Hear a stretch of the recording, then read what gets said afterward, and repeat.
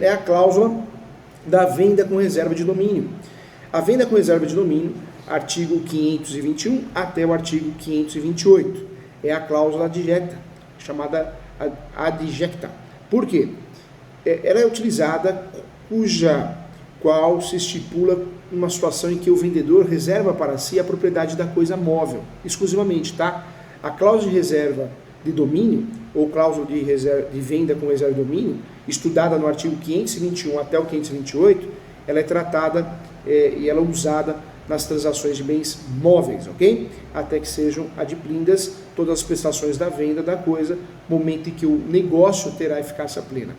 A cláusula de reserva de domínio será estipulada por escrito, gente, e depende sim, é importante falar, depende sim de registro do domicílio do comprador, para valer contra terceiros.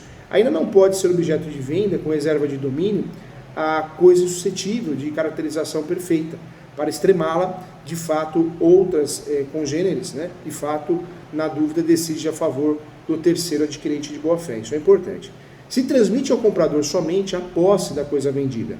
A menor doutrina também trata desse assunto e elenca alguns elementos da compra e venda com reserva de domínio, e esses elementos são: primeiro, compra e venda da coisa a crédito. Segundo, que recaia sobre objeto individualizado ou infungível. Terceira, efetiva, uma outra situação, efetiva entrega desse objeto pelo vendedor ao comprador. A quarta situação, o pagamento do preço comissionado nas condições estipuladas normalmente em prestações.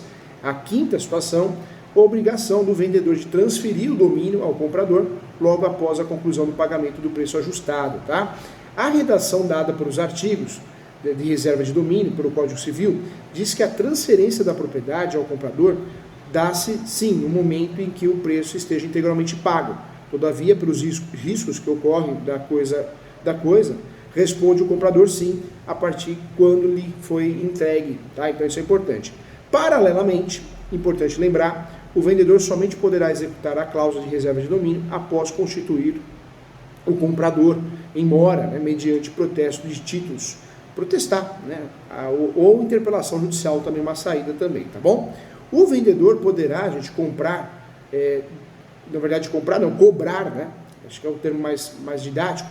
O vendedor poderá cobrar sim do comprador a integral prestação em uma ação de cobrança, tá? Lembrando que a ação de cobrança é procedimento comum, execução, procedimento de execução, eu tenho que ter um título executivo judicial, um título executivo extrajudicial, e a ação monitória, uma ação bem interessante, também aprendemos errado na faculdade, né?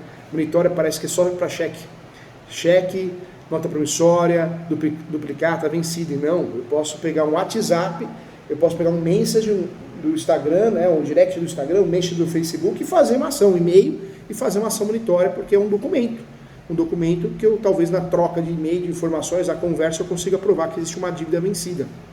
É importante. Então, para deixar claro aqui, tá, em relação ao vendedor, poderá sim cobrar do comprador a integral prestação em uma ação de cobrança sem ser parcelado ou, alternativamente, recuperar a posse da coisa vendida. Em relação às parcelas pagas, o vendedor pode retê-las sim, é fato, é um entendimento jurisprudencial, no montante suficiente da depreciação das coisas, né, do bem, né?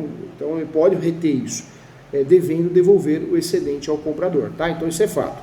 Esse assunto aqui, ele é estudado muito bem, então, poucos artigos, mas artigos que são eficazes, do artigo 521 até o 528 do Código Civil, tá bom? Então, muito bem explicado aqui para você. Então, legal. Tem mais uma cláusula que eu quero